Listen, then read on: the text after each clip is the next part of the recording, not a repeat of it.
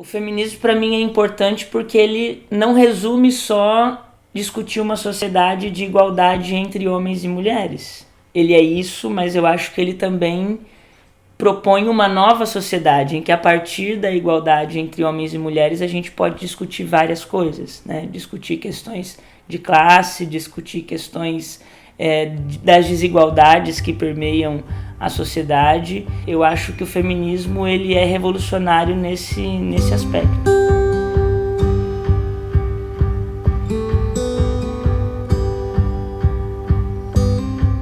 Eu sou Carla Cimara Luciana da Silva Aires, ou simplesmente Carla Aires, candidata a deputada estadual pelo Partido dos Trabalhadores. E a gente hoje está aqui em casa, na minha casa, onde eu vivo com a minha companheira, com o meu enteado. Eu nasci no interior de São Paulo, numa cidade chamada Jales.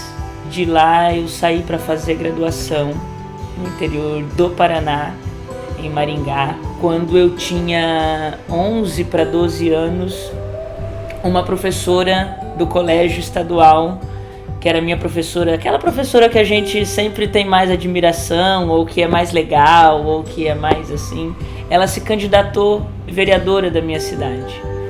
E foi eleita, e ela era uma candidata mulher, a única ou a mais de destaque, candidata mulher do Partido dos Trabalhadores da minha cidade. E com 16 anos eu me filiei ao PT, e a partir daí comecei a militar nessa juventude partidária. Eu fui uma jovem que sempre esteve envolvida com isso, então assim, ser candidata ou participar da política institucional parece que sempre esteve no horizonte, porque enquanto cidadãs e cidadãos, eu acho que é um dever de todos nós nos envolvermos com a política, com as questões da cidade, do estado, independente de onde a gente nasceu ou mora.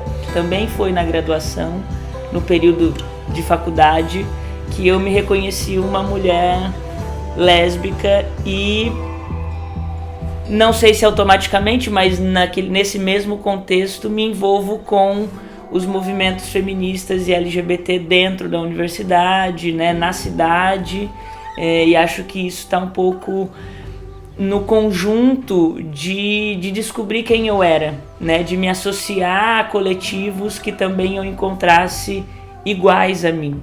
Os assuntos que eu pesquisei, que sempre foram partido político, movimento de mulheres, participação de mulheres na política, são também a minha vida, né? O meu lugar de ser uma mulher que interage com a sociedade desse lugar partidário, desse lugar dos movimentos. Eu que venho de uma família do interior, né? Que também sou a primeira pessoa na família a acessar uma universidade pública, e acho que a primeira e única da família, né? A graduação, mestrado, doutorado, diz muito disso, da sociedade que a gente quer construir.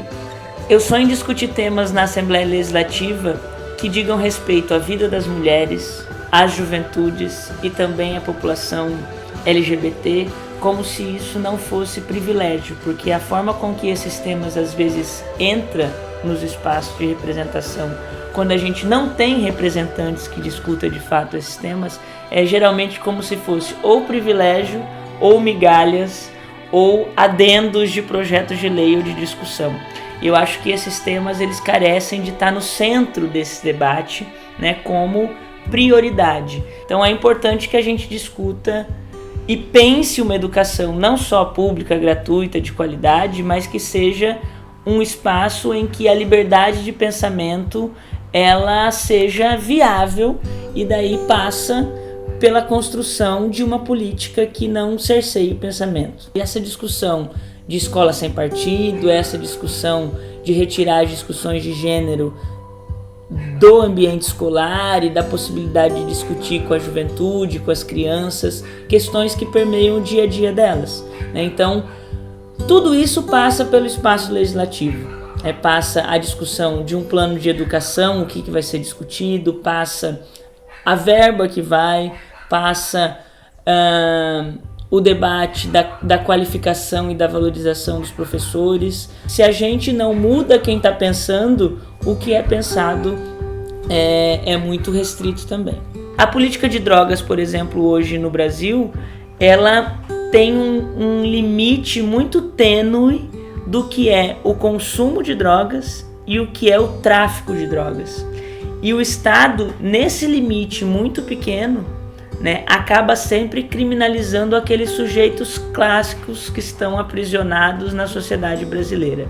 O pobre, periférico, negro, né, e não se discute, de fato, o que está antes disso. Se a gente não discutir o consumo, se a gente não discutir a descriminalização do consumo, se a gente não discutir o que é tráfico, o que é consumo, se a gente não discutir os prazeres, se a gente não discutir abertamente, essa questão da segurança pública não vai ser resolvida como dizem que será. Hoje a gente é o segundo estado, né, que mais tem casos de estupro, de feminicídio, e não temos basicamente nenhuma política de fato efetivada para o combate a essa violência, seja do ponto de vista de combater a violência na ponta, seja de prevenir a violência.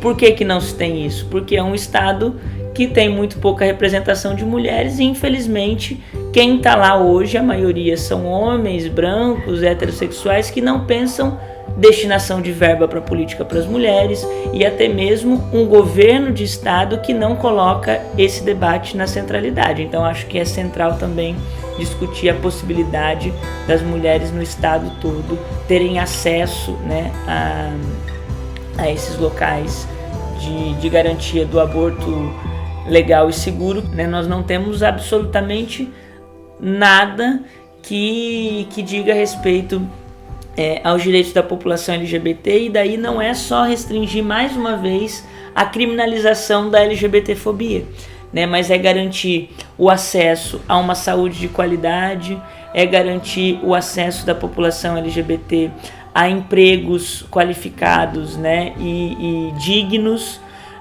é garantir o acesso da população LGBT à educação. Hoje a gente tem um estado que se diz aí gay friendly, né, mas é um estado que na verdade discute a população LGBT de um único viés, que é o turismo, mas não se discute a qualidade de vida da população LGBT que vive na cidade e que está no estado de Santa Catarina, que não está só na grande Florianópolis. Parece que LGBT é uma questão urbana, que a gente só quer discutir a cidade, só quer discutir ir para balada ou ocupar o espaço público aqui na cidade. Mas a gente teve contato com muitas pessoas que estão na zona rural de Santa Catarina e que quer discutir como é ser LGBT na zona rural, como é ser LGBT sem terra, como é ser LGBT no oeste, num contexto de fronteira, né? E há essa diversidade dentro da diversidade. A gente tem que discutir as ideias em conjunto, porque discutir homofobia não é só discutir, não é um problema nosso, né, LGBT. Não é um problema meu, Carla, lésbica, que eu tenho que resolver. Não, eu quero jogar para um espaço em que todos possam discutir isso. Mas obviamente que se eu não estiver lá, talvez esse debate não seja colocado. Então é um pouco